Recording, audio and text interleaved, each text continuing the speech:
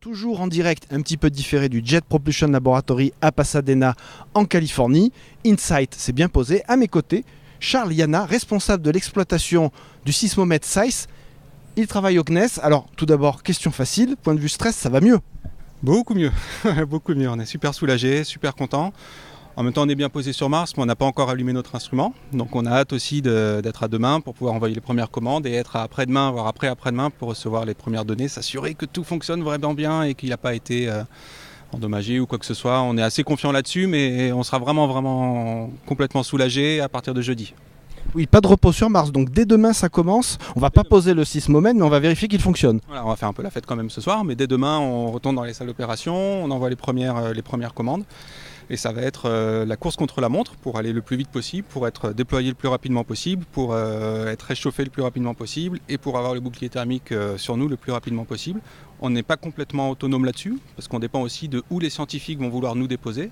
Ça, nous, on ne maîtrise pas. On a des gens de l'équipe du CNES qui participent au comité de sélection, de où sur Mars on va être déposé. J'ai vu l'image rapidement, il y a de la poussière partout. J'ai pas réussi trop à voir, ça a l'air plutôt positif, plutôt... pas facile, mais bon, il n'y a pas un énorme caillou en plein milieu, c'est ce qu'on avait un peu peur, c'est ce dont on avait un peu peur, il n'y a pas une énorme pente, j'ai l'impression, donc on espère que tout se passera bien. Ouais. Oui, parce que l'endroit où s'est posé InSight, on n'avait pas des images très très précises. Donc en gros, c'est un best guess. Enfin, on a fait une devinette, on s'est dit par là, ça devrait être assez plat. Donc le choix a dû être difficile. Ouais, on savait que ça allait être à peu près plat, sans cratère, mais des cailloux. On n'avait pas une résolution énorme à partir des orbiteurs, je crois 1 mètre ou 2 mètres. Une pierre de 50 cm au milieu, on peut rien y faire. Donc c'est pour ça qu'on comptait sur les rétrofusées pour tout balayer. Ça, c'est l'intérêt de ce type d'atterrissage, c'est que ça balaye tout autour, ça pollue toute la zone, on ne peut plus faire de géologie et tout ça, mais nous on s'en fiche, c'est pas ça qu'on veut faire. On veut la zone la plus propre et la plus plate possible. On avait un peu peur de la pente. Je ne sais pas trop dire aujourd'hui s'il y a beaucoup de pente ou pas, mais ça a plutôt l'air bon, on en saura plus demain.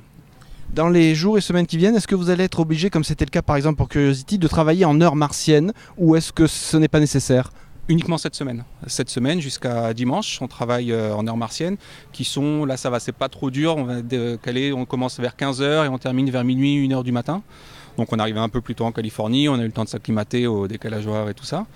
Et ensuite, à partir de lundi prochain, on reprend sur les horaires californiens, c'est-à-dire qu'on travaille en gros de 9h jusqu'à 19h tous les jours. Et ça veut dire qu'on n'a pas une communication en direct et très facile avec SAIS, c'est-à-dire qu'il faut être vigilant. On n'a pas énormément d'opportunités pour communiquer avec notre instrument et même les Américains avec le lander.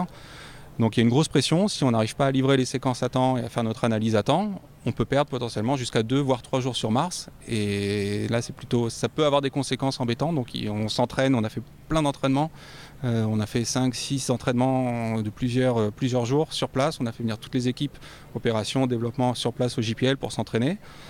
On espère être prêt, on verra demain comment ça se passe, mais on est excité, on a hâte quoi.